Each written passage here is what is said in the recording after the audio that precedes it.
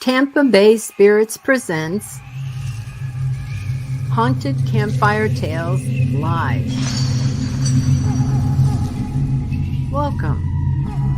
Gather around the fire. Get comfortable, but not too comfortable. The true ghost tales are about to unfold. Hi, we're back again. And tonight it will be about creepy stuff, creepy and unexplained stuff. So there you go. And I'm Rob. I'm Joan. I'm Les. I'm Beth. I'm Jess. I'm Joy. I'm Robin. That hasn't changed. Yeah, we're still us. Still us. Oh, Tampa Bay Spirits. Hello. Paul Rushworth Brown says, hello from Sydney. Hi, Paul. Hi, We're so Paul. glad you can make it tonight. Hello. Paul Welcome Hollis says, hello, Campfire team. You guys came to listen on the right night. We're going to tell really creepy, unexplained stuff. And Rob and I are finally going to talk about demons. When we were back in the day when we were dealing with demons.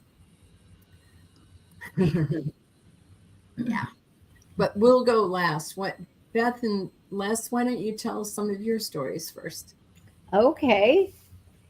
One of the best stories that we have comes from a home that we investigated 3 or 4 times. We kept going back and it never disappointed.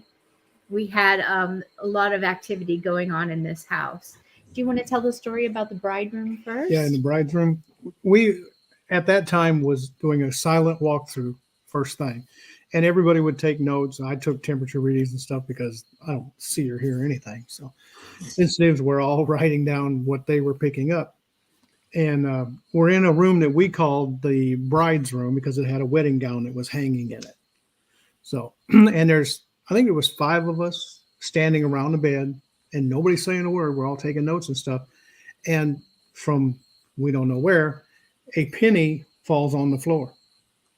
And it wasn't that somebody had moved and kicked it and it just slid across the floor. It bounced. You could hear it bounce on the floor. And we just kind of looked at each other and went, who did that? You know, did anybody throw a penny? No. And it turned out that happened a couple of times during the night. But as we went through the house and done each room and stuff, we found pennies laying everywhere. Wow. So we'll have no idea where they come from. But we actually heard it fall, hit the floor and bounce. So it happened several times during the night? Yes. Mm-hmm. Everywhere in the house. Wow. That's Everywhere in the house. crazy. The energy was so strong in this house that the sensitives could feel the energy building before the equipment notified us that it was coming in. And this was a 2-story home, and half of our team was upstairs and half was downstairs. And this, the spirit that was in the home was a male, and he wasn't real happy that we were there. And he would check on us. He would travel from the 2nd floor to the 1st floor and back and forth. And we could feel his energy before he even entered the room. And then we would notify that he's coming back, and then the equipment would go off. Yeah, we had K2 meters and stuff on the table, and they could sense when he was coming, and then it would start lighting up as he was getting there. And they could call it every time. It was really amazing. And it's the only place that I've ever picked up anything. It was also You were picking up the pennies. Picking up pennies as I went. Yeah. it was also strong enough that it was calling to me in my dreams, and I was getting several scenarios in my dreams before we went that the homeowner later verified were correct. at one point, we went to the large bedroom, a master bedroom, and had someone sitting on the bed in this room. And several things happened in the room prior to that, but I could hear the heavy booted footsteps coming through the hallway. And once he entered the bedroom, he either said, "Get out" or "Get up." And I could audibly hear that. And I noted that to everyone. I said, I'm going to leave. He is not happy that we're in here. I think I'm going to step out. Y'all do what you need to do. But he told us to either get out or get up. So we left. And later, in review of the audio, which I have, but I would have to search for it for probably a month to find it. It did say, get out. He told us to get out. In this particular room also, I was touched in an area that I should not have been touched. And I got blamed. Sounds about right. Across the room. Look, I had meters and microphone, everything. I had my hands full. Okay? But it was dark and we couldn't see nothing in there. Screamed at me and I went, "Hey, over here." yeah, I was by myself being touched. So it was an interesting evening. But every time we went to this home, it just didn't fail. So That reminds me real quick of a ghost hunter's story. Uh-oh. The ghost hunters. Oh, yeah. And it was Jay and Grant, and they were investigating a bourbon factory. And they were in two different parts of the factory. And I think it was Jay that got goosed. Yeah. Jay got goosed, okay, by an entity. why did they do that? At the same time, they heard a trumpet and ghostly entities going, "Hallelujah!" This is terrible.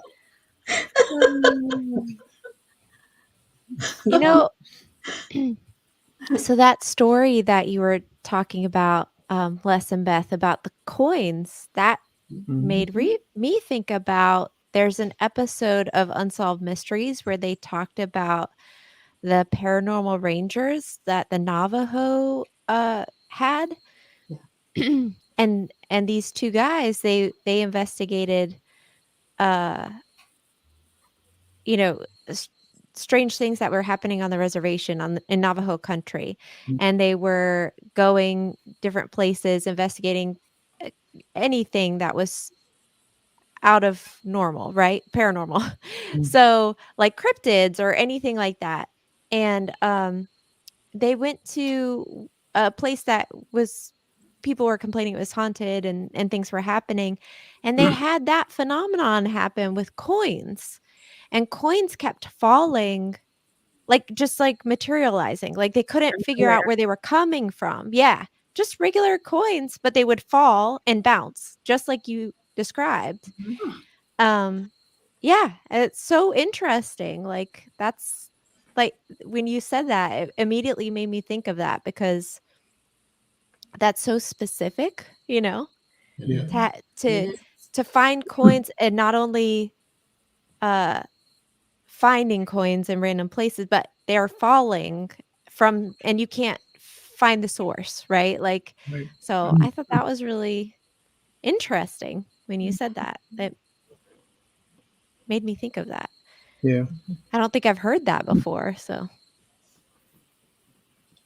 I know some mediums say that finding coins where there shouldn't be them is a sign from the other side. I have heard that. it makes me think of like a trickster spirit kind of situation, right? Too, like maybe or like what they describe as like fairy spirits or things like that, like elemental things. Like a lot of times it's, I mean, what was the point of that? Are they just trying to get your attention, or are they kind of messing with you or having fun? Yeah, Marjorie is asking, are coins significant in some way? She remembers also seeing a paranormal program that had to do with coins falling from the ceiling. That's a good question. I know, like, some uh religions or traditions involve putting coins on the eye of, like, Mhm. people when they have passed, Mhm. right? So there is symbolism to coins that is related to the afterlife and things like that, but I don't know. That's so interesting Well, to me. money is used to buy things, and people touch money, and so there's Mhm. a lot more to money than we realize. Yeah. Sure. Hmm. Marjorie also said, so even ghosts have a sense of humor. Yes, she said Uh that earlier. Talking about Bird- the ghost goosing Grant and the trumpet and the, hallelujah. Hallelujah. Uh, and it's funny because we were talking about, like, most startling things that we've experienced or more surprising things. And I think you all were saying I should share about the floor moving beneath me. And I've talked about it on the show before. I will talk about it again because I don't have any experiences that I really feel like were um scary. I've been startled before or felt like, okay, not right now. Like, I don't I don't want to experience this right now. But I've never felt afraid, except in this instance I was startled because I literally thought I was falling through the attic floor. Um and I think mom and dad, I think you have it on video probably.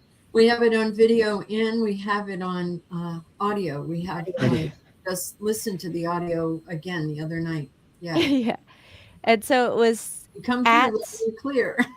yeah, it was at the same museum that we were just talking about, the May Stringer, right?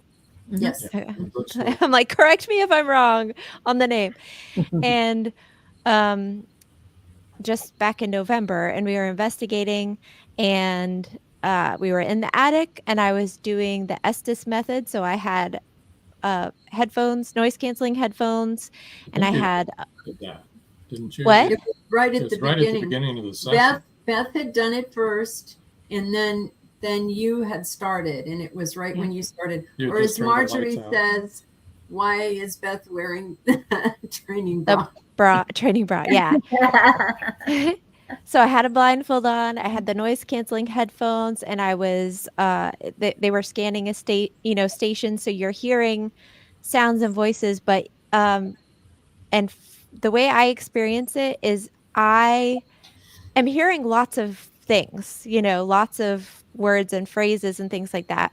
But there are certain ones that I just know is what I am supposed to be saying, or like what they're wanting me to point out, in other words. So I just repeat what I'm hearing and what stands out to me as something that's significant. Mhm. So this spirit definitely had a sense of humor, and, like, right off the bat, I was hearing this silly sound, like, it was like, um and I had to do it. It's really hard for me to explain or articulate what I mean, but I could just tell that they wanted me to say things in a specific way, and so I kept getting this voice going like, "Oh," and, like like I was doing the silly opera voice, like, "Oh," like. And so I kept doing that. I was doing it and just laughing because I was like, "I don't know why this is happening, but okay." Like, I don't know what I couldn't hear what my team was asking or what was going on. Um, and it was a very playful energy for sure the whole time. But at one point, we had the lights off out there. Like I said, I was blindfolded and I had these noise canceling headphones. So I was in my own world. Just completely sense deprivation other than what I was hearing through the headphones. And all of a sudden, I don't know if you've ever been on, like, a kind of bouncy floor or like a bridge and somebody walks past you, or like even like in an office building, sometimes the floors are a little bouncy and someone walks past you heavily. That's how the best way I can explain it. It felt like somebody was bouncing the floor, like walking really heavily past me. And at first, Sorry. yeah. Mood music. Sorry. That's okay. But We could and use the other as music if you'd rather, Jesse. yeah, as soon as that like started happening, it felt to me like I was like falling backwards or falling through the floor. And so I reacted because it startled me. So I went, oh, like, or something like that. But I immediately, I realized I was not falling. So I thought one of my team members had walked past me because it was also simultaneously a breeze went past my side. Like I felt a breeze, like someone walks past you and the breeze carries with them. And it really startled me a lot. But I immediately was laughing. I mean, from my memory, that's what happened. I was, and then I started laughing and I was like, I'm so sorry. I'm okay. I just thought I was falling through the floor. No big deal. Nothing unusual. Yeah. Yeah. And I felt bad I didn't mean to startle anyone else, but it just really took me by surprise. So I don't know what We couldn't see that. you very well, so it was Yeah. I was a little nervous for a second, but Yeah. So I don't know what was happening there. If like was the entity walking by me and like making that happen, or was someone just playing around with me, or I don't know. It felt like someone just stomping past me, like but when Marjorie said, so even ghosts have a sense of humor, I think that entity that we were interacting with was very playful and fun and joking around a lot. And so it was startling at first, but I was not afraid once I realized I was not actually falling through the floor and going to be hurting. So, Well, as a matter of fact, the other team, the team that does the tours and stuff there, and that do it at the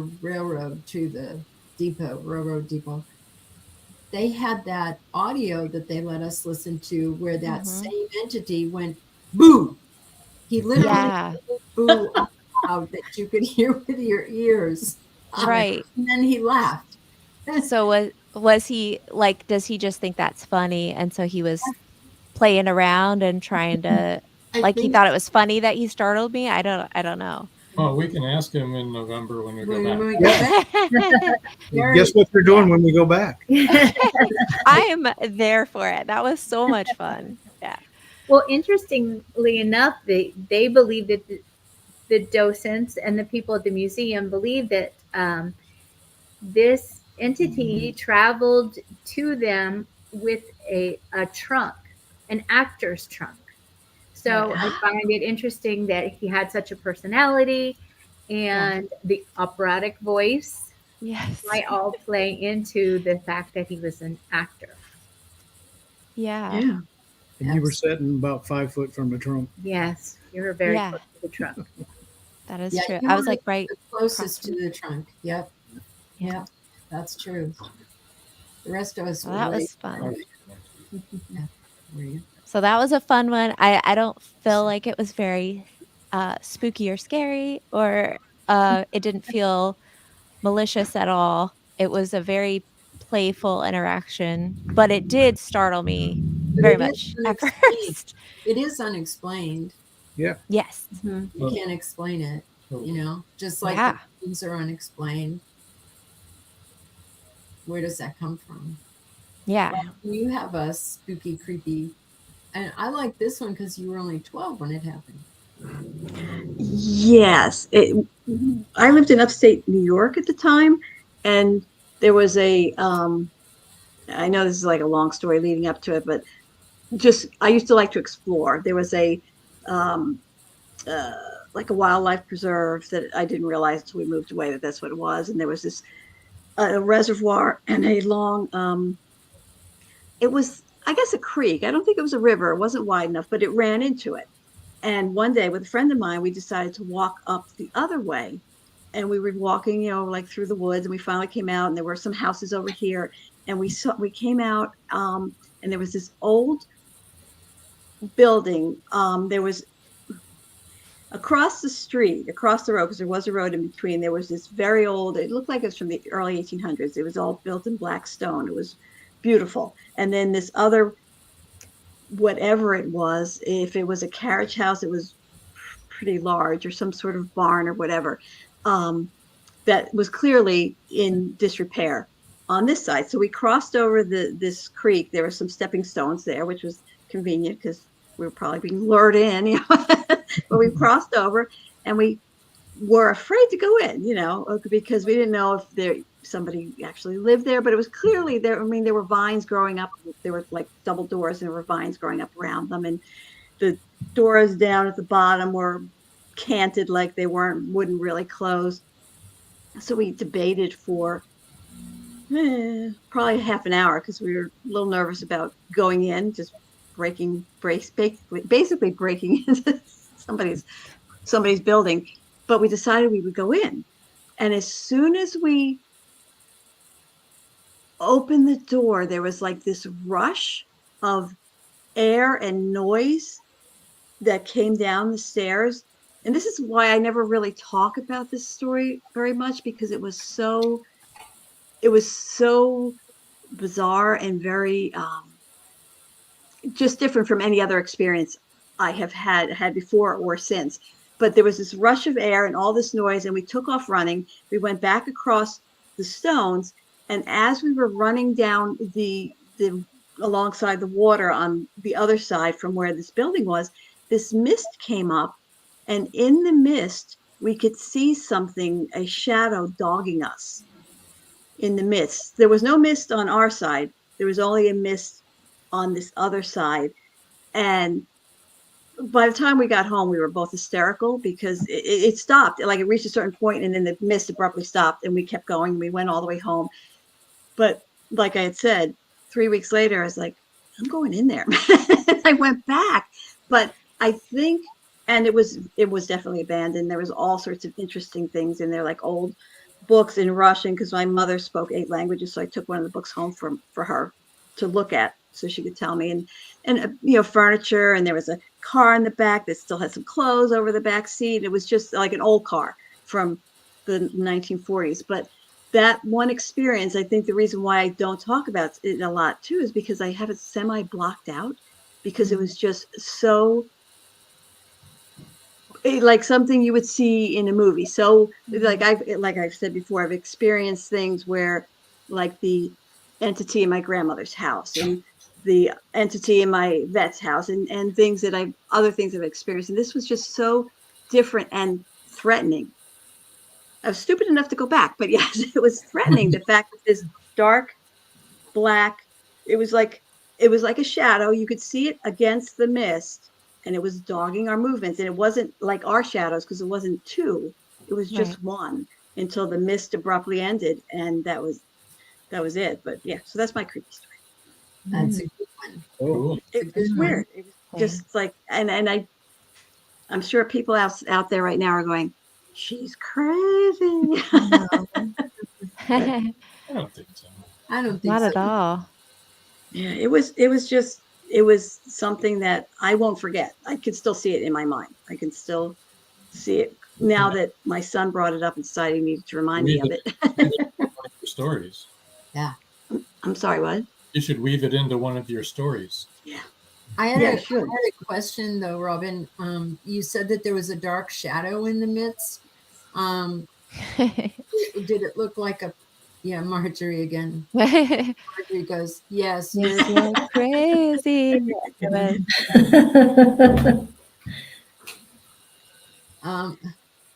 Yeah. Oh, you're asking if it looked human? Yes. That is what I was asking. Don't not entirely. Mm. Didn't look entirely human. Excuse me. Hold on a Okay. sec. That's all. The way it moved, it had a humanoid shape, but the way it moved was not quite human, and it had the head almost looked like super long hair flowing back, like not like long like a woman would have, but like if a guy had, well, longer than mine, and it was just like waving in the lack of wind because it wasn't windy That as is it was. creepy. Oh yeah, it was so creepy. White. He's also from Australia, crazy just like the rest of us. Hi, everyone. Hi, Robert. Good morning to you, Robert. Good morning. Yes, he and Paul Rushworth Brown are both from Australia. Glad that you tuned in. You're going to hear some really creepy, real stories that we've all experienced. Joy, you have one? Well, yeah, and I may have, I'm not sure if we talked about it like off camera or on camera, so I'll make it kind of, in case I'm being redundant. But I was I was the manager of a department store that I'd just recently been transferred to, and there was rumored too that the store had been replaced by a house of ill repute. So the employers were telling me that there were all kinds of crazy things that happened, and they called her Elizabeth. And there was actually the overnight crew. There were usually two people in, and these guys quit because one of the guys was getting, while he was working, was getting men's socks thrown at him. And when he was yelling at the other guy to stop because he thought he was messing with him. And then so it didn't happen for a few minutes, and then all of a sudden it did happen again. And he went over there thinking he was on the other side of, the gondolas, and he couldn't find him. He thought, well, I'm going to find him. Well, he was on the other side of the store buffing the floor. So there's no way he could have let go of that machine to go over there and throw socks at him. So when I was there one night in the electronics department, when all the lights, at a certain time, all of the lights went down, and to like low emergency lighting and whatever. But we had the televisions and electronics and the stereos on different, those gondola lines were on different circuit, and they had to be manually turned off because it would screw up all of the receptions and all the cable and everything. So somebody told me that they walked by and that they saw the televisions on, but she didn't know what to do because that was in her department. Mm-hmm. So everybody was waiting at the door for me. And I said, well, I'll go back and turn them off. So I went down the line and just, hit all of the buttons on all of the televisions on like a 40-foot line. And then like a 30-foot line I started turning off all the stereos, and I got midway down, and all of a sudden one of the stereos turned back on, and the cassette, or for the CDs, it ejected with nothing in it. So I went back and I pushed that in, and then the one next to it turned on and it ejected the CD thing. And I pushed it back in and went down and continued to go. And then all of a sudden I got all the way to the end, and then they were off and on. I mean, like going out and going in, and this one would turn on and that one would turn off, and I'd go and push it, and then one down here would turn it on. And I'm like, and I was so dumbfounded. I was like, okay, Elizabeth, stop messing with me. And then it just kept going. And then I started like freaking out. What am I going to do? And then a television turned on. And then I went over there and turned the television off. And then I went back, and these things were just coming in and out. And I thought, nobody in this world would believe this. Nobody. And so I'm like screaming for somebody. And, all the lights were out at that point. And I felt like I was screaming in a vacuum. Mhm. And it was like, why is nobody hearing me? I was screaming at the top of my lungs. And finally, I just ran all the way up to the door and I told them what happened. And I said, didn't you hear me screaming? And they're like, no, Wow. we didn't hear anything. Oh my And God. so I brought somebody back with me. I said, you've got to see this. I can't get these CD things keep ejecting. I can't get this to stop. We went back. Everything was off. None of them were out. Of course. And that has got to be like the weirdest interaction. I can't even imagine how that happened. Whack-a-mole with the CD players. I even asked Monday, the security camera was from the side. It was not directly on them because I'm like, I want somebody to see that. I am not crazy. And but the camera didn't point that way, so it didn't. It showed me going back and forth, but they couldn't tell what I was doing or anything. That sounds like a scene from Ghostbusters. It does. You know, Really like the wildest thing. it I've ever really seen. sounds like I could Awesome. see that happening to Bill Murray or whatever, you know, like, and him just being like, It's "Ah, really crazy. That's some major activity there. yeah, that is." Well, it was, and somebody said, well, it may have just been power things that were going off, and I'm like, okay, I don't know how they would have all gone back in, because they wouldn't stay in, you know. They would go in a minute, and then I'd walk down, and then they'd come back out. So, but anyway, that was my weird thing. Marjorie Deering said, you should have called Rob and she'd have come. Then she said, I can't help myself tonight. Thanks, Marjorie. Yeah, we love it. We do. We love Marjorie. She's always hilarious, let me tell you. Well, our thing is a lot of you know, most of you know, even people in the audience, I think, know that we were demonologists for 18 years. Demonologists, exorcists, you know, part of a deliverance team, however you want to call it. We dealt with demons all the time. And we don't do that anymore. And I do want to make this very, very clear. We've never dealt with any demons on any of our investigations in private homes or in public places or anything. It's not real common. We don't go looking for them, No. and they Well, don't appear.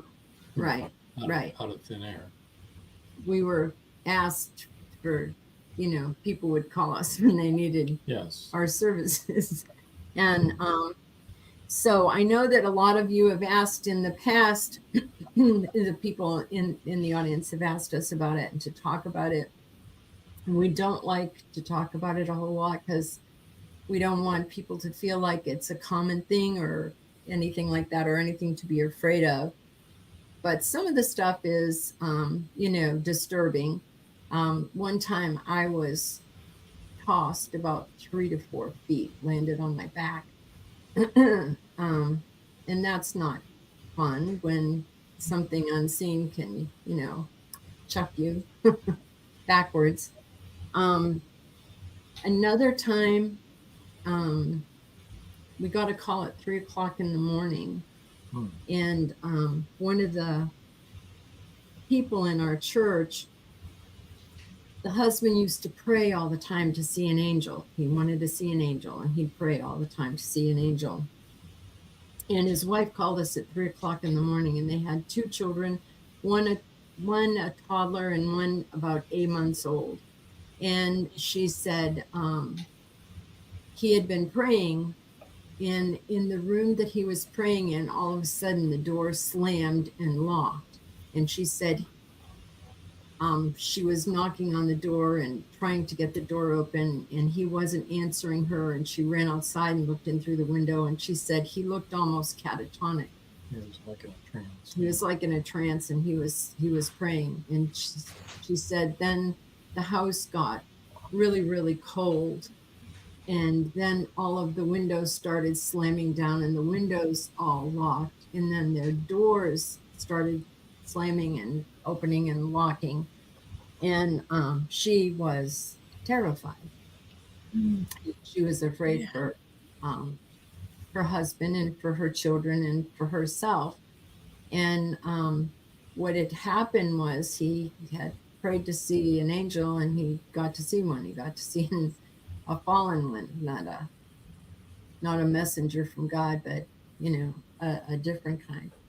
So that was not a pleasant night, but yeah.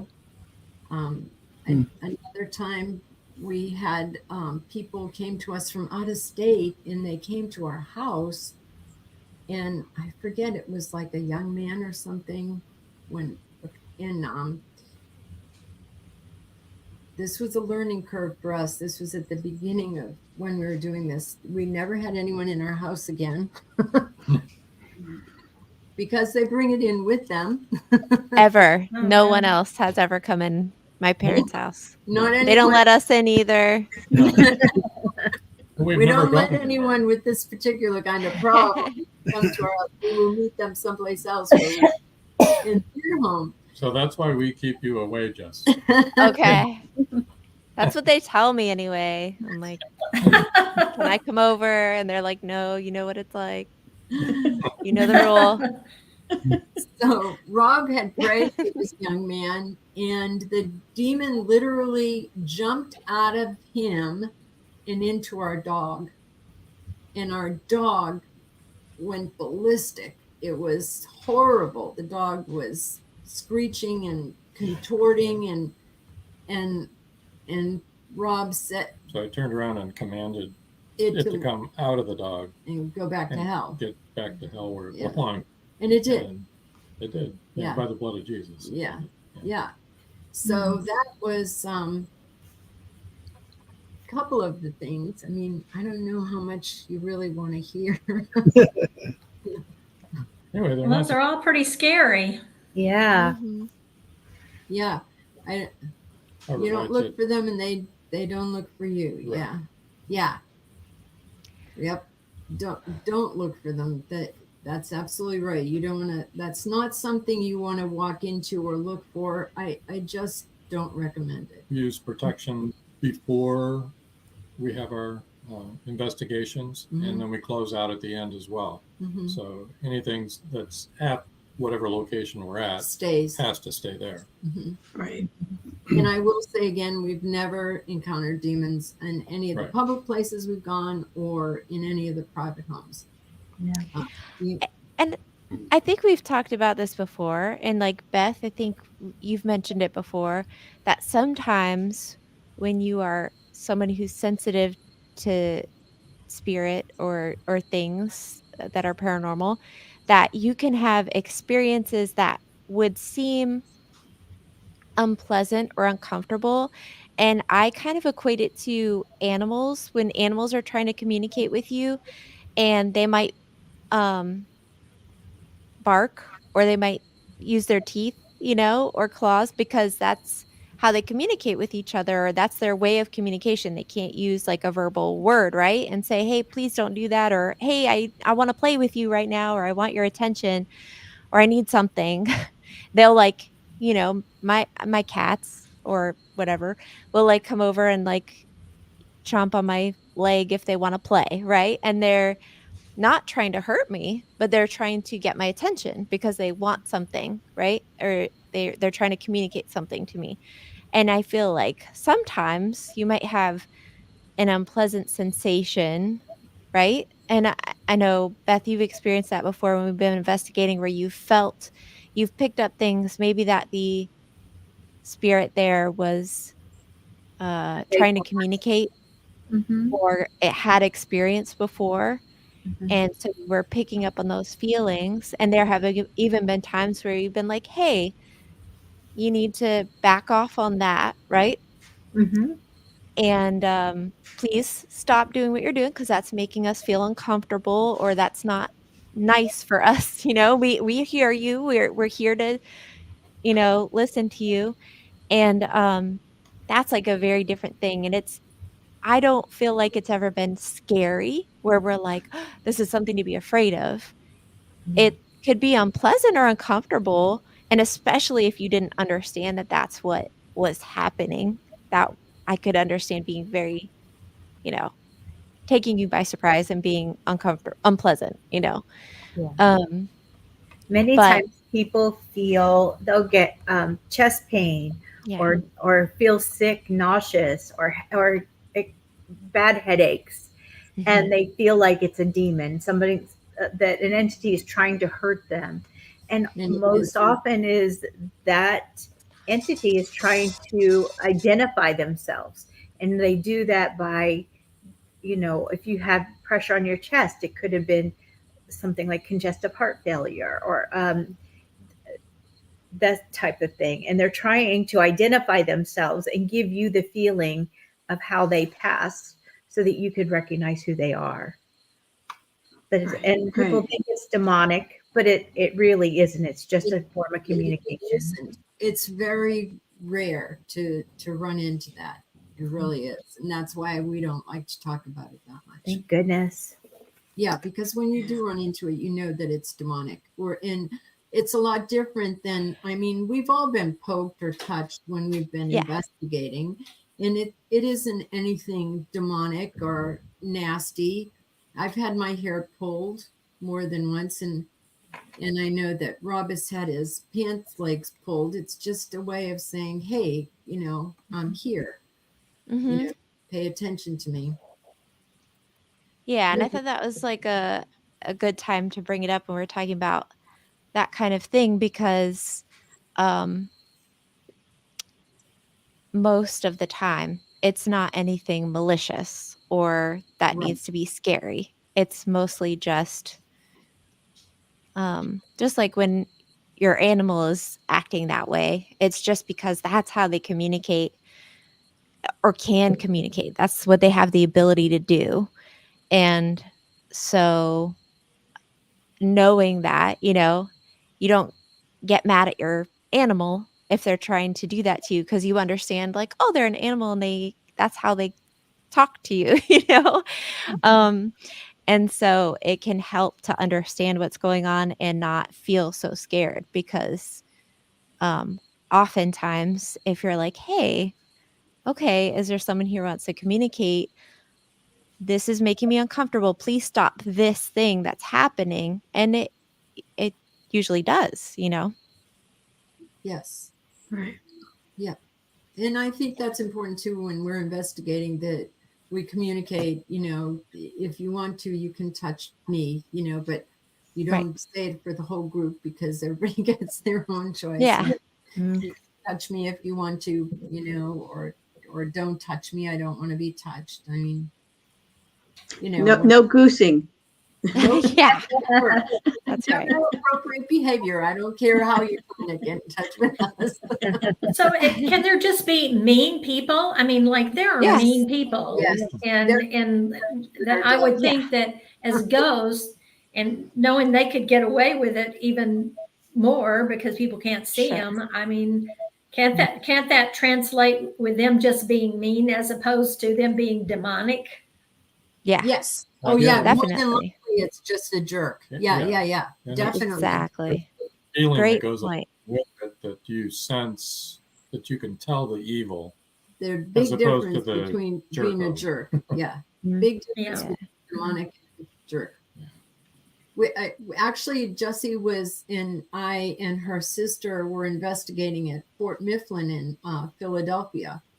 And there was a young man with his father investigating also. And I think he was probably on the spectrum, don't you think, Jessie, the son? Hmm. Yeah.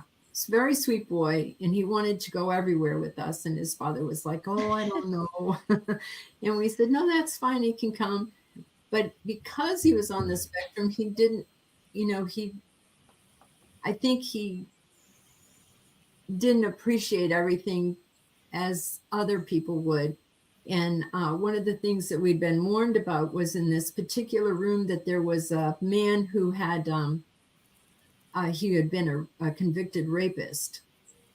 And he particularly liked blonde women. He liked to hurt blonde women. And my hair was white, but it looks blonde to a lot of people. And we were in the room and we were talking to that entity, and this young man says to him, "Do you want to hurt her?" and points at me. Everybody was like, "Whoa." Sacrificial lamb. Yeah. Yeah. Where's the bus? Like, hold on there. Let's not invite him to hurt somebody. Yeah. Like, yeah, no. Not what he intended. I know, but it was very funny. He was. It made There me, you go. Yeah. do you want to hurt her? Oh, great. Don't hurt me, please. Yeah, that was a fun night. It was a long night. Oh dear. Any more spooky, creepy, scary stories anybody wants to tell? I think I already told in another show about what went on at my grandmother's house, right? I think in the bathroom. I don't remember. Marjorie, I don't either, but Marjorie has hearing stories of spirits telling investigators to get out tends to surprise me. I would think spirits would be glad to have someone to communicate with, providing it's done in a respectful way. Well, Marjorie, you would think that, and we and our team in particular, we are very, very respectful, and we introduce ourselves and we tell them that we are only there to communicate and to learn more and to help them if they need help. We don't provoke. We never do that. We just let them do whatever they want. But I think some spirits just feel that they own the space and they want everybody out. They just, like you would tell someone, a stranger, to get out of your house. Get out. Yeah. I was going to. And just like in life, there's people, I mean, there's all kinds of people, and there's a lot of people that just don't like to be around other people and they want to be quiet. They're hermits, whatever, so I think there's such a balance of different kinds of people that they're in death have the same thing, It's not like their personalities change after. Right. They are who they are or were. Loners, exactly. Loners. Go ahead, tell the grandmother story, because even if we have okay, and I'm pretty sure I did, unless it was something we talked about like pre-show. But when I was 10, my grandmother moved from the home she lived in and moved into the upstairs of a 2-story house, and it wasn't old. It was like 30, 35 years old. And when we started going there to visit, I was afraid to use the bathroom. I didn't refuse to shut the door. My mom would be like, "You need to take a shower," and I wouldn't close the shower curtain. I would make her sit with me, and I was very shy at the time, very shy. But I would make her come in, sit on the toilet, and I would take a bath as fast as I could, and get out of there. And my cousin, who, if I was 10, she was probably like 2.5, used to sit at the dining room table, like coloring or whatever. And occasionally she would look in the direction of the bathroom and she would just start screaming and crying and run away. And one weekend I spent there, I was sleeping in the trundle bed and it was down because there wasn't enough room in the bedroom to pull it out all the way. And I could see down the hallway to the bathroom. And this is why sometimes when I'm watching shows like on TV and they go, "Oh, there's an orb," I'm like, "It's not," because this thing came out of the bathroom that was probably like 8 inches across, and this really vicious shade of green, and just started like bobbing down the hallway towards me. And I just whipped the covers over my head. And then I couldn't manage a scream. I couldn't do anything. I got the covers over my head and was just like, "Please don't, please don't, please don't, please don't," in my head. And there was never any further contact at all. I don't know if it ever came all the way down or disappeared at some point, but shortly thereafter, they moved out of that house and moved across the street, and I overheard a conversation that they were having, that in that apartment that they lived in, that the prior tenant had killed himself in the bathroom. So I think the reason why I was afraid, rather than just, oh, this is something that's happening, the reason why I was afraid and was so uncomfortable was because of the negative emotions, I guess, that he had possessed at the time that he died. Right. Yeah, so that was otherwise, anything else that's ever happened to me, that and the mist were like the scary stuff. Everything else was just like, I sort of took it in my stride and didn't have any problems with it. But that was, and the fact my cousin reacted too. She was not able to really articulate, what was going on, but she would be sitting there just coloring away in her coloring book, and her head would whip towards the bathroom, and she'd scream and run into the living room. Wow. So, yeah. So that was the other creepy thing. Yeah. Yeah, that is a creepy thing. It's a really scary thing. Yeah. Yeah, and maybe if I'd been older, maybe it would have been different. But I was 10, and whatever, like I said, negative energy existed from what his state of mind when he took his life was, I think, what really got to me, as a kid, because it wasn't something I could understand, and it frightened me. The whole thing frightened me. Well, remember when we did that Hill House investigation and we did the live stream from there? Mhm. There was a bathroom where someone had committed suicide in the bathtub, and I couldn't even go in the room because the bathroom was so bad. And it was the only bathroom in their house, so I had to, but I wouldn't close the door. I wouldn't get behind that shower curtain. And my mother, it was funny. My mother came in and sat with me instead of saying, "What is wrong with you?" I don't know if she maybe sensed something too. Yeah, She probably. just sat with me until I was done, and we exited the bathroom. Yeah.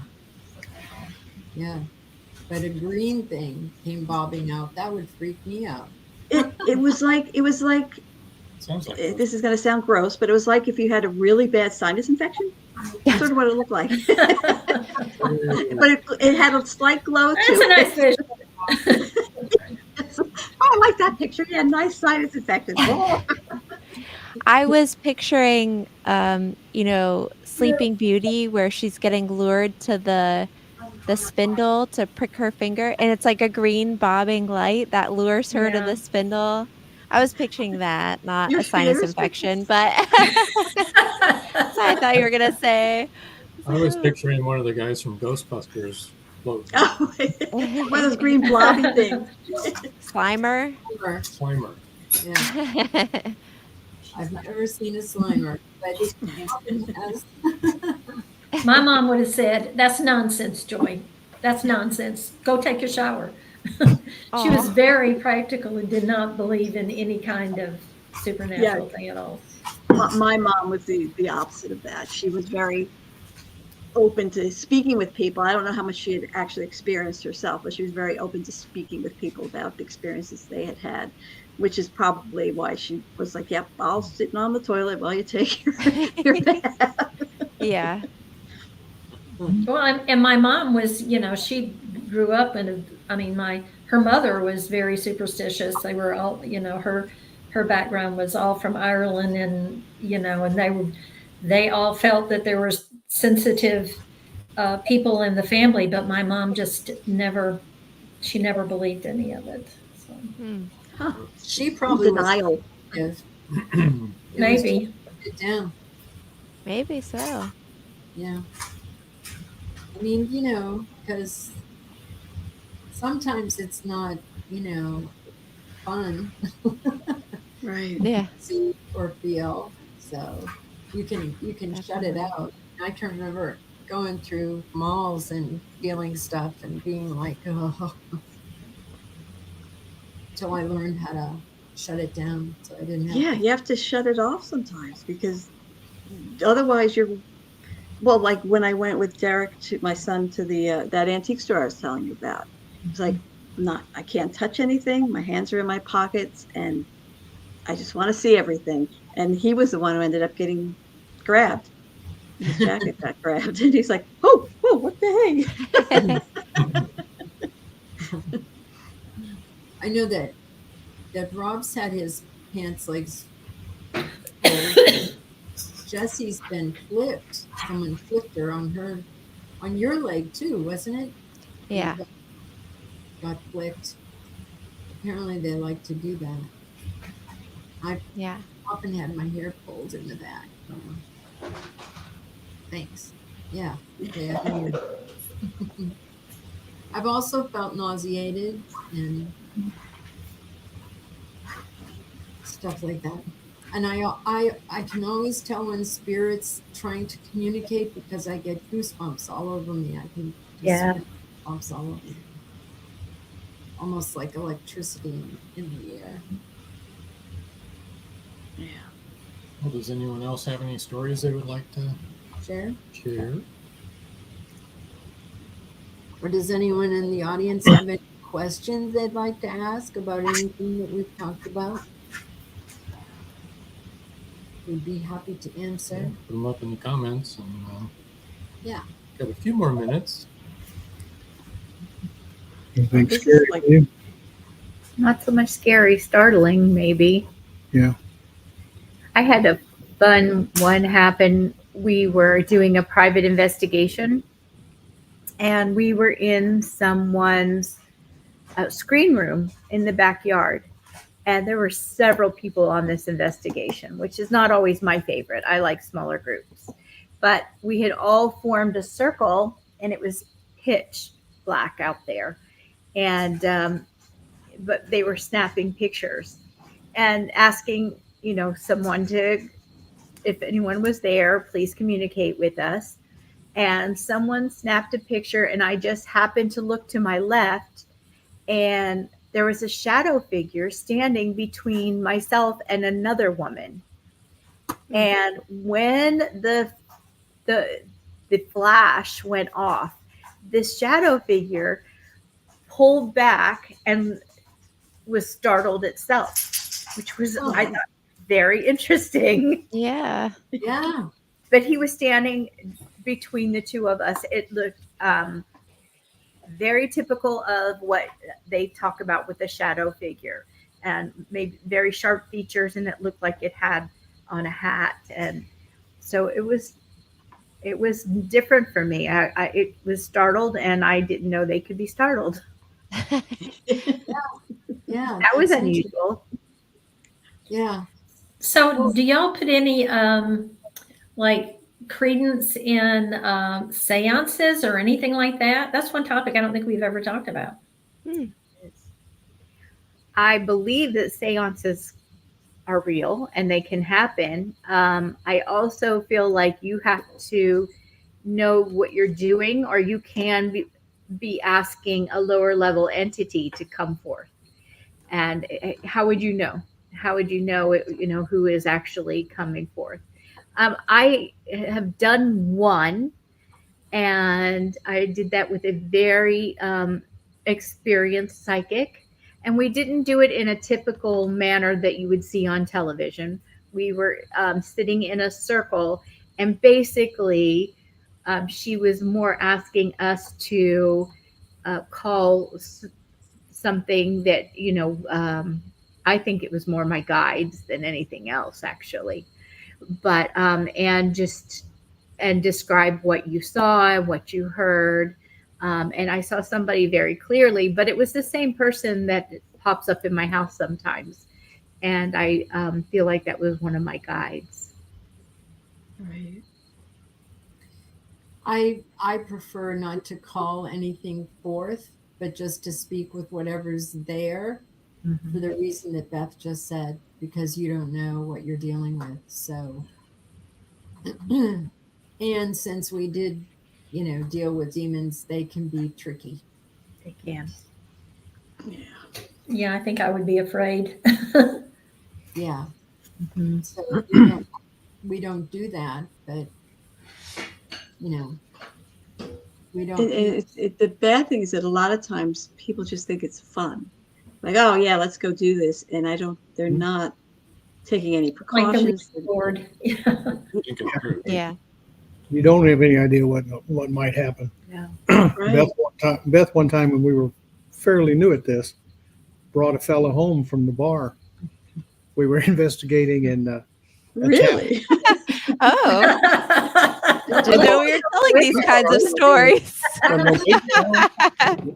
I couldn't see none. No big deal. It was an investigation, and this was before Tampa Bay Spirits. It was a different group that we opened, but we never closed, and it was a chaotic Yeah. investigation because there Oh were my God. guests that were invited to come with us, and who kind of tried to take over the investigation. So it was chaotic. Then we never closed, and this ghost came home with us, and Mhm. he was here for a couple months before we finally were able to get rid of him. It was not pleasant. It's probably the only time that I was ever. Well, what happened? Yeah. Well, I wasn't. I've never been scared at anything that's happened because I don't pick nothing up anyway, so I'm oblivious. And she calls me at work and says somebody's in the house, and they're yelling and screaming at me and calling me names. So I come running home. So I'm gonna creep through the house with a baseball bat, Yeah. hoping I don't find nothing, and don't know what I'm gonna do if I do find something. Yeah. Right. The night of the investigation, while we were sleeping, I smelled smoke. And we Oh, came wow. out to our dishwasher being on fire, Mhm. flames. Oh my Wow. God. Oh, wow. Yeah, we got that out. Everything was fine. And trying to clean that up, I went down the hallway and the air conditioner had leaked. And so we had a flood in the Oh hallway. my God. It's, That's I all mean, right. serious Yeah. things can happen. Yeah, the valve in the toilet And broke. yeah, the valve Flooded in the water. toilet broke, and then it flooded water in there also. So you think How'd you that get rid of him? did all that? We had somebody come in who is used to working with negative energies.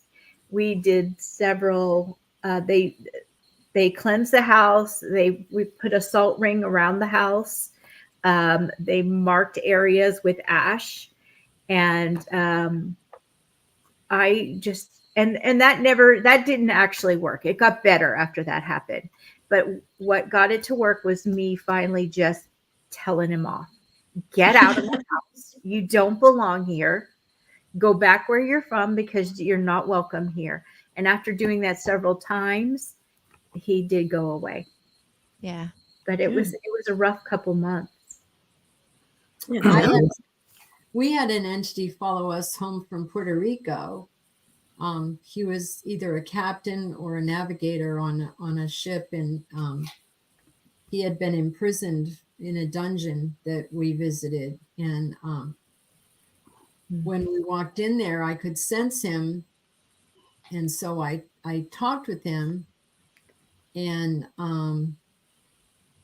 then some women came in. I mean, it was it was a tourist spot, so as soon as they came in, he like left. What we didn't know was he then attached himself to us and followed us home. And he was in our house for about 6 months. He was a very lovely person. He wasn't negative or mean or anything like that. He, and like Jesse was saying about sometimes when they try to get your attention, they can be overly aggressive. And Rob was in Virginia, and one of my daughters who lives in California had come to visit, and she stayed in my room with me, and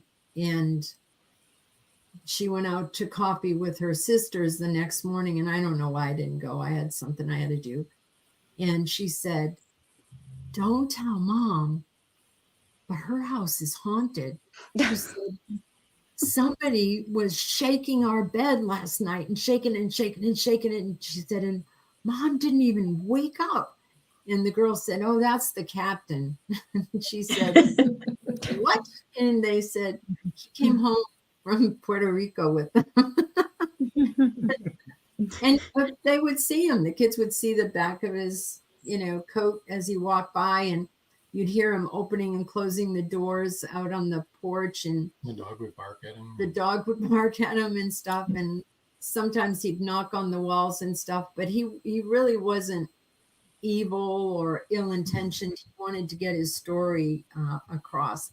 Ooh, Marjorie has a story. My mother clearly had a very bad experience with the Ouija board when she was young. I don't remember the circumstances now, but I remember her telling me never, ever, ever to use a spirit board.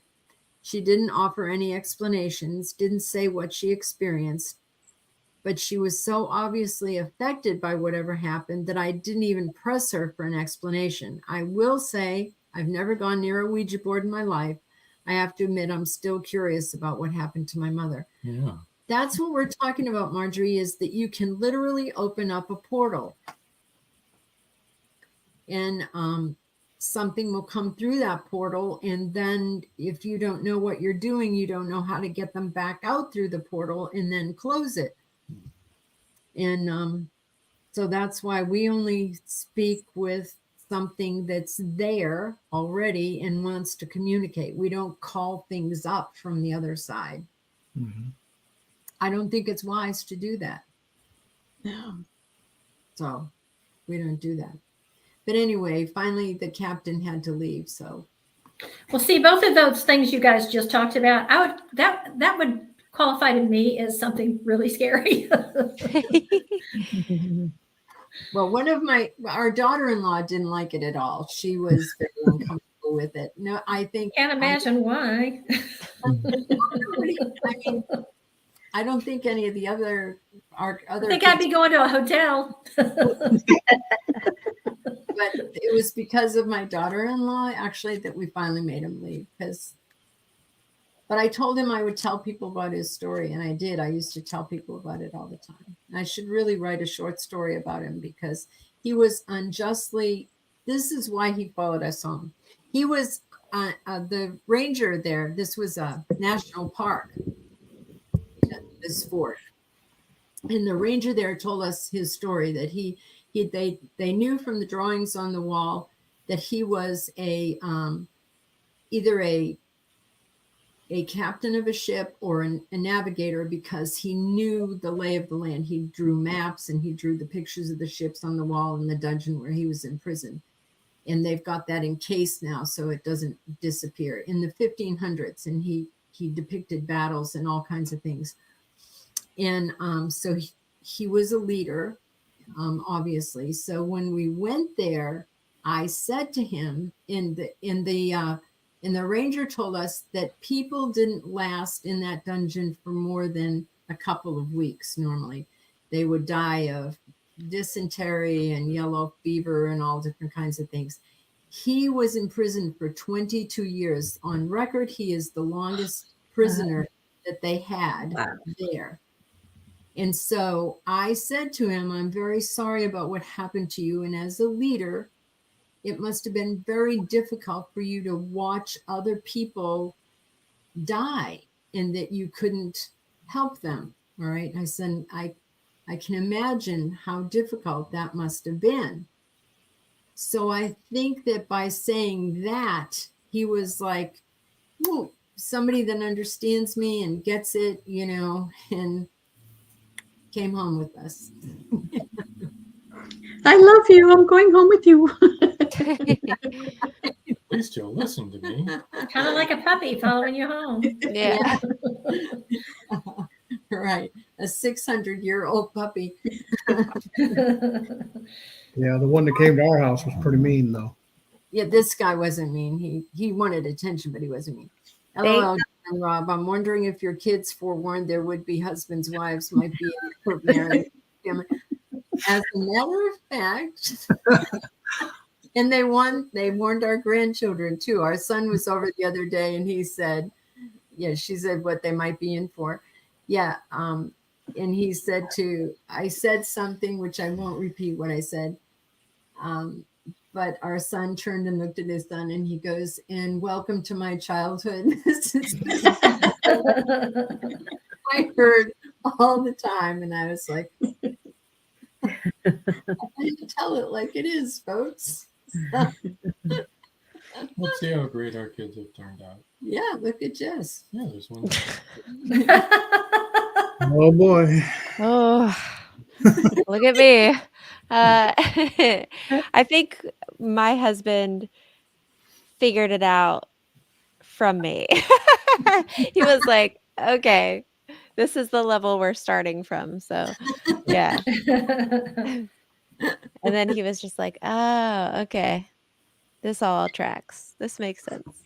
And there are a lot of us, you know. We have 6 kids and they're all married and they all have kids. So we're an overwhelming bunch. And a lot of us are sensitive. So it's like having a bonfire in the night. All the spirits go.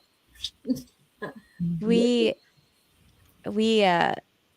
go to rock climbing with our kids on Wednesday nights, and we had one of their friends in the car with us last night, and Numi started telling them about what we do, and my daughter, she's 9, and she's telling her 9-year-old friend that, you know, well, first she was explaining that you guys have a podcast. And so I was like quiet. I was just like, because the other kid goes like, what's a podcast? And I was like, how is she going to explain this? You know? She's like, well, it's like a broadcast. And, you know, where they talk about things and people can watch it on YouTube or wherever, you know? And I'm like, okay, that was pretty good. Right. And then they were like, why do they do that? And I was like, I'm going to wait and see what she says, you know? And she was like, well, I would think that probably because it's something they like to do. She's like, plus they get to meet all kinds of authors and talk about their books and they like that, you know? And then the kid's like, oh, okay. She's like, and they have another podcast that my mom is on. She's like, and they go and investigate for ghosts and stuff. And it's like quiet. And I'm like, you know, like, and then her friend's like, well, why? Like, what do you mean? Like, is it like on a show or something? And she's like, no, it's not a show. They just go and they like investigate. And she's like, what do you mean investigate? For what? It was so funny. And Numi, I just like was quiet. I was like, I'm not saying a word. I let her explain it, but she was like, they go into people's houses. Sometimes people invite them and they go and they have tools and they look for things that might be there. And her friend was like, very puzzled, and like I think her parents had clearly been like, ghosts aren't real, you know, like kind of a thing. She's like, Probably. yeah, but like for a show? And then we kept going, no, it's not for a show. Well, you can watch it on YouTube, but This kind it of isn't it? it was confusing, but it was very funny, and she explained it actually really well. And she was like, no, it's not scary, like and it was pretty cute, but it was pretty fun to hear her try to explain what we do and why we might talk about it and things like that. So Yeah, Jess is always saying, I keep forgetting that other people weren't raised by YouTube. yeah, and you know, so to answer your question, Marjorie, I think people that meet our family figure it out pretty early on. We're not sensitive about it. Yeah, they're like, you know. Yeah. So Well, we were demonologists for 18 years, so that was a pretty good giveaway right there. Your parents do what now? They do exorcisms. That reminds me of my grandson who would take a crystal for show and tell yes. every week. and tell the children what the crystal was and what it could be used for and how helpful it was. For each letter of the week, he had a crystal that he would take. That is very adorable. Numi actually said yesterday while we were at these friends' house, she was like, "Ah, I wish I had a rose quartz so I could like bring a rose quartz for every a bunch of them so I could bring one for all of my coaches so that they could know how much I love and appreciate them." Aw. So cute. So and then she said, I was like, well, I think Gran Gran might have a bunch of extra rose quartz. And Numi goes, oh, Gran Gran has lots of crystals. So that's what she calls Joan. She calls my mom Gran Gran. So. I do. I have lots of crystals, and I do have a lot of extra rose quartz if she wants to bring them to her coaches.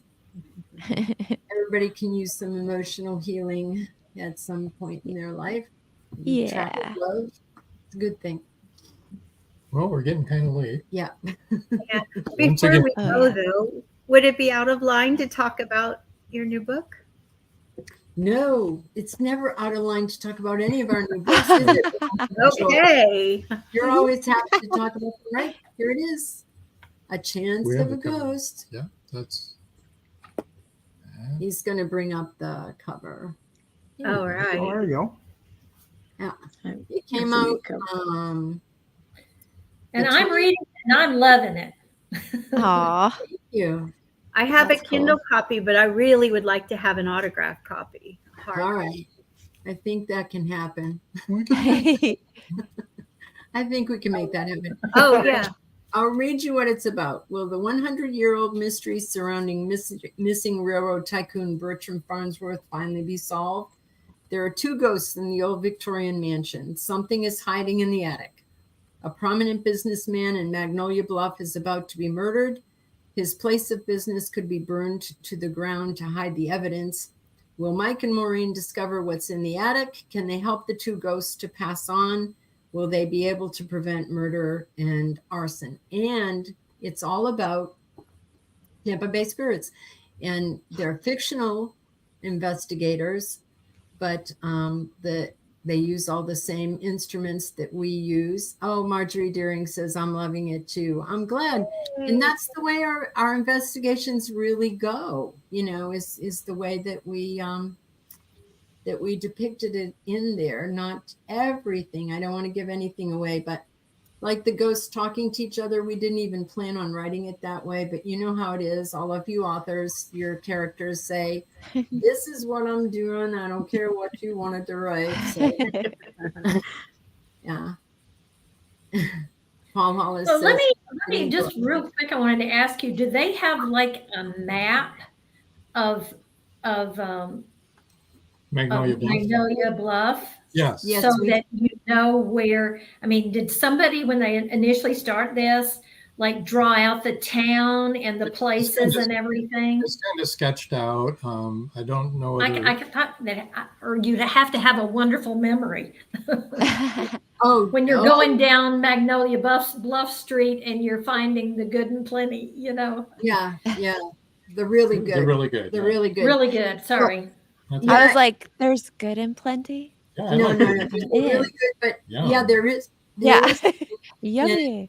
We have where the school is, and the police station. Town Square. They never had a fire station until we wrote this book. So we brought a fire station and a volunteer So fire It's department populating the and paramedics. in. Oh, so everybody can add. And that's why I wondered, because I mean, I could see it being okay to expand, but then the next person coming up would have to, know where that's going to be. So logistically, we'll have to talk, but we'll have to spend some time talking about this in June when we're sitting like by a campfire or something Oh my some night, gosh. and you can tell me about how that works. That's I think that whole concept is really cool. Well, we have a That's so cannon that's exciting. about this thick, It's growing by a book. Ah, I see. like a series Bible where it has all the details and Yep. canon in it. Yeah. Do not And kill list. Do not kill. Ours, but we put out a do not kill, a kill list. You can kill, You can kill. and you can't kill because they're already dead. Yeah. Now that was the other thing. I wondered if you could surprise each other and they read and they, oh my God, you killed my character. Yeah. No, we've got some are sacrosanct. Like we don't want anyone killing Mike and Maureen because then we are not Yeah. investigators.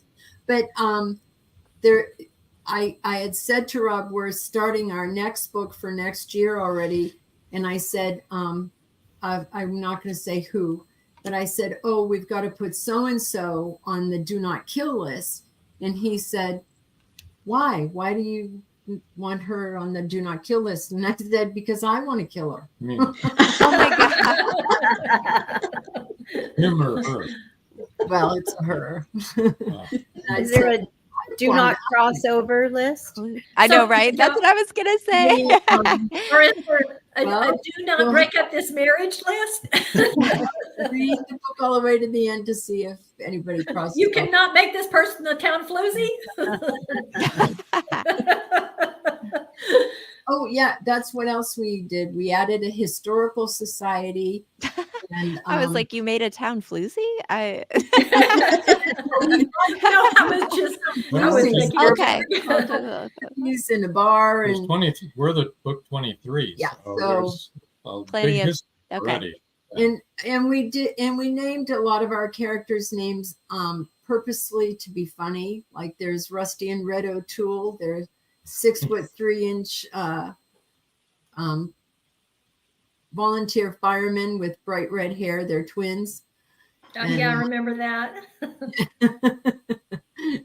And they're rock climbers. So yeah, but we've it's been really fun, but it is logistically it's a bear. It's been a difficult. I bet it is. I bet it is. And the further you go, I mean, being on 23 isn't like when you were at 5. Right, exactly. And it's just going to keep getting, bigger and More bigger. complicated. But they are standalone books. I mean, you can read Each them. book Yep. is standalone. You don't yeah. have to read them in order. you Yeah. know. But now, like the really good, that comes from C.W. Hawes. That comes from his books. And that's his main character, is the owner of the really good.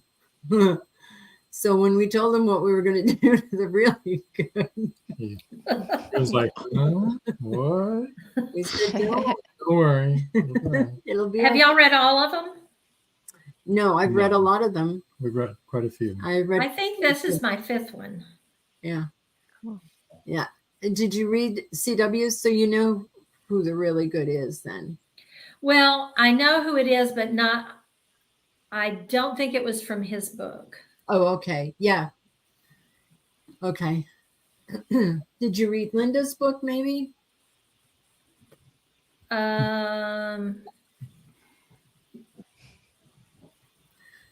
Doggone Diamond Dilemma. That's one of her. No, I have not read that one. I kind of started like in the middle. It's okay. Yeah, that's fine. You can start anywhere. That's Yeah. They're all on sale right now. I sound like a salesman now, but they're all on sale until tomorrow, I think. tomorrow night at Yeah, midnight. they're all on sale for 99 cents. The So, Kindle. yeah, the Not Kindle the version. paperback. One is giveaway. You can download it for free. Cindy's book. So Mhm. if you're interested in it, now's a good time to get it because Mhm. you can get the whole thing and save it until you get a chance to read. Mm-hmm. Yeah, and that's what I did last year. I downloaded all We of did, them. yeah. So, but we do have a canon so that we don't have to keep picking up each book and going through it to find out, what does this place look like and that kind of thing. And Right. it's been difficult to express the voice of somebody else's character correctly and to be true to the way that Yeah, I'm sure it is. and there now, like Lily, who's at the B&B, the Flower B&B. It's a bed and breakfast there in town. I found her really easy to write, so I had fun with her. And that's Rox and Charles write that from the Enigma series. But I found it really easy to do her voice. But some of the other people I had trouble with. I don't know if you did or not, but it was hard for me. I was like, Yeah, it's difficult. And if this was a Twilight Zone episode, they'd all be living somewhere right now. All these people they are. waiting for what comes next. Yeah. They're having a high time there in There's Magnolia Bluff. There's a new book, the 20th of each month. There's a new book. So Mhm. Wow. For our all next year one will long. be in April. Next April. Yep. In theory. Mhm. Anyway. Yeah. But it has been really Exciting. fun. There's a lot of them.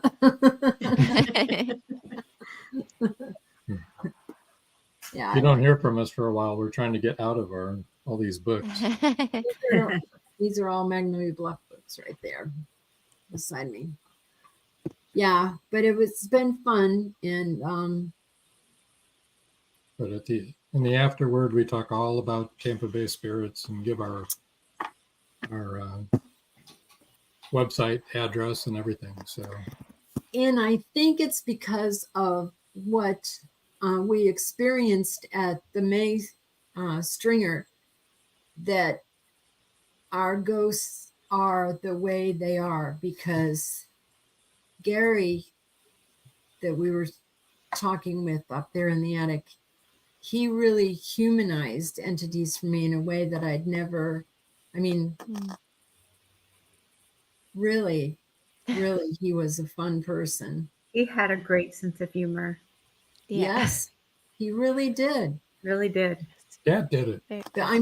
Beth said, The cat Beth said very quietly, and you were sitting behind me, and I was quite a ways from Jesse, so I know there's no way Jesse could have heard you with the noise canceling headphones. No. And you said, the last time I was here, I was scratched.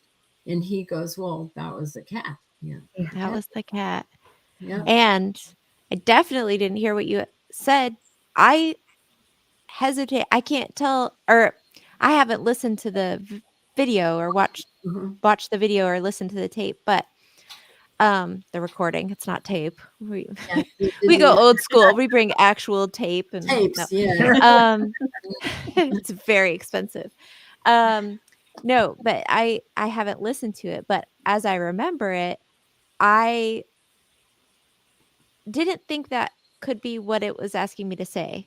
So I think I said that was the cat, like that, like because Right. Yeah, you said it about 3 times, and the third time. Okay, yeah, the Yeah. cat, because I kept thinking, what else that doesn't make sense. What could they be asking that I'm saying that Okay. was the cat? Like, and I'm like, I don't know. But I kept trying to say a different word, like maybe it's something. No, it was the cat. And then sure enough, to find out later. Well, yeah, then the docents told us, So did you know funny. that there's a ghost cat in here? And we said, no. Yeah. Gary told That's us. so cool. Yeah, That's wild. I know. I can't wait to go back and talk with him some more. It's a great place. Oh, it is a Yeah. great place, and he's really cool and fun. I think he'll be happy to see us too. Because at the end, he said, are we friends? Are we friends? We said, Yeah, yes, he we're did. friends. And then He he said said, like are we family, right? like Family. family, right? Oh, And we said, yeah, we're like family. Really sweet guy. Unfortunately, other It groups almost go makes and me want to cry. yeah. What did you say? It Unfortunately, almost makes me want to cry. I'm sorry, Beth. I'm sorry. I thought you were saying. Sorry. late. I'm sure we all teared up. Well, But yeah. And Beth? Les and I didn't. No, I'm good. I'm good. No, it's just unfortunate that other groups go there and they're reporting things like it's evil and hates women, and that's just not been our experience. No. Well, it's not as juicy to say that that's as, you know, that's a nice person in there. you Yeah. know? Yeah. True. I guess that's true. Yeah, And there's it's a what they're couple. bringing. I mean, I'm in not with- saying that's right. I'm saying I'm sure when they come out, they know it's like, oh boy, I couldn't believe how they were terrible. And There's a couple of groups that are really commercializing everything now, Mhm. and they're selling all these different events. They'll book the event and then they'll sell it to the public to take them on a ghost hunt. And I read a part where May Stringer, and they were trying to get people to go to the deal and investigate, but they were, what was it, $250 I think it was to investigate it, and they were charging each individual, and they could take up to 10, $200 a piece. Whoa. Wow. Another And they were paranormal- doing all over the state and all over the Southeast. They were putting these investigations together. And that's going to really tear stuff up because, you know, they're going to want to have stuff to make the next bunch go. So they're going to make stuff up. They're going to Right. yeah. lie about it. That's sad. That really makes me mad. Yeah. It does. It does. I mean, we don't charge anything, you know. We do everything for free that we do, and just to We help pay for it. we like, spend money on it. when I was thinking of was that one house where we went, and her pastor said that you better watch out. They're probably charlatans, and Oh, right. Yeah.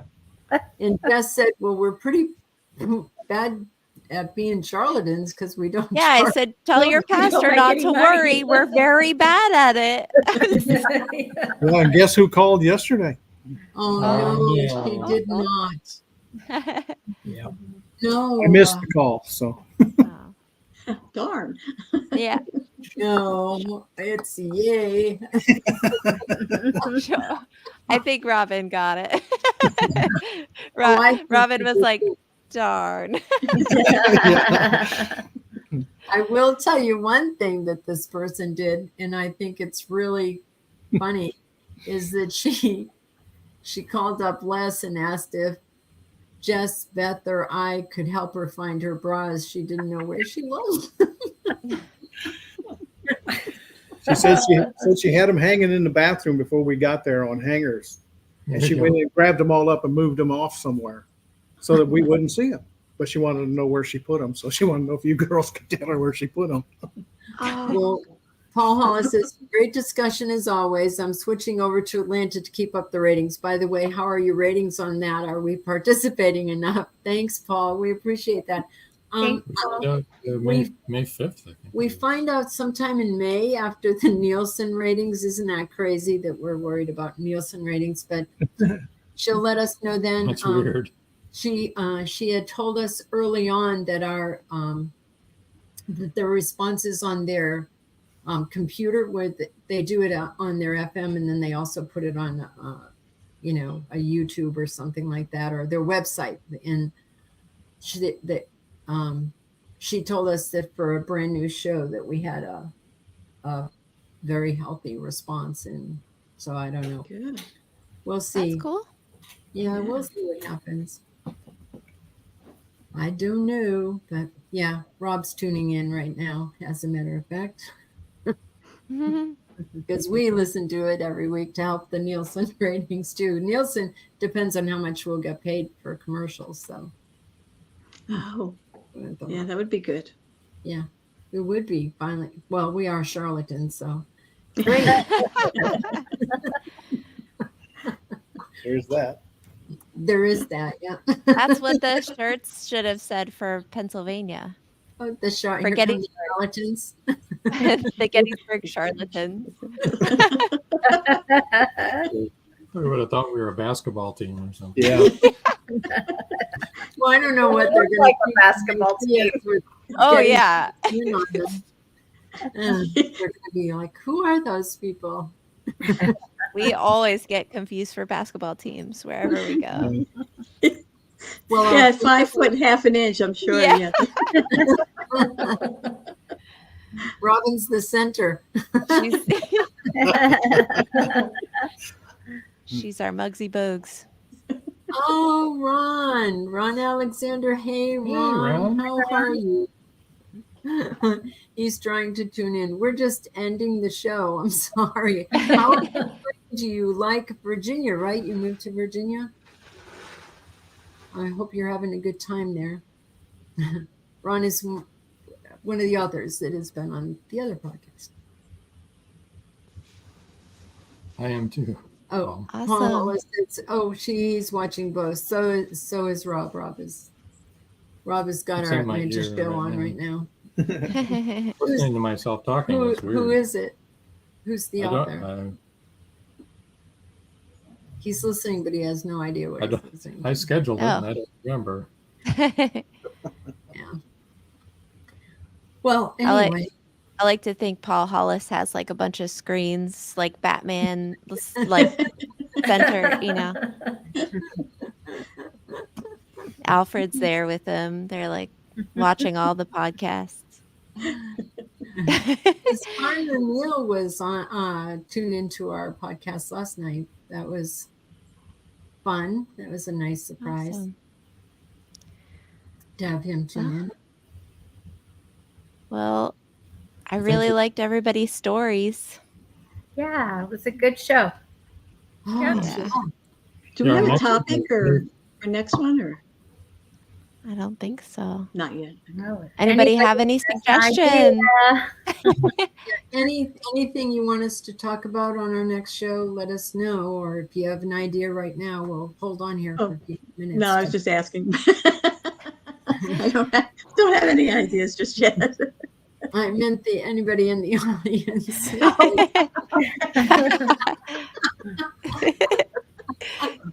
Okay, and you want the word "shut up"? Okay. Oh my God. Telling you what, everybody. I'm speaking to the audience. You're all going to wish that you were with us on this trip that we're taking to Gettysburg, because it's really going to be. If we can figure out a way to do a live show. Oh, if we could do yeah. it, because it is going to be so much fun. That would be great. Oh, Ron thought we were doing a 9 p.m. Meet the Author. That is on the FM radio station in Atlanta, Ron. That's what's on. It's WDJY. 99.1 FM Yeah. in Atlanta, Georgia. But you can listen to it on www.wdjyfm, I think, right? There- .com. yeah, .com. You can listen to it on their .com. And I think it's Randy Weir that was on tonight. Yeah. Yeah. So poor Ron's trying to listen to an author and we're telling ghost stories. Talk about a book. Yeah, we did. Yeah. Anyway, I think that we're going to have so much fun in Gettysburg. And I know when we've gone there before, it's been amazing. I mean, it's very sobering and emotional, I think, to be there. But we're going to have fun. Ron got it. Yay. Good, Ron. It was good to see you. Sort of see you. You know what I mean. From you. See his name. Well, anybody got anything else they want to share? It's been fun. Yes. It's been great. Hey, listen, really have a great time at the book signing in San Yeah, Leon. Oh, thanks. Yeah. Thanks. I look forward to it. And enjoy Enjoy the it. oysters. And you're gonna meet a lot of great people. We know a lot of the authors that are there. Thank you, Marjorie. Marjorie. I'm excited. Marjorie said, "Thanks for another great podcast, everyone." Thanks, Thank you, Marjorie. thank you, Marjorie. Good night, Marjorie.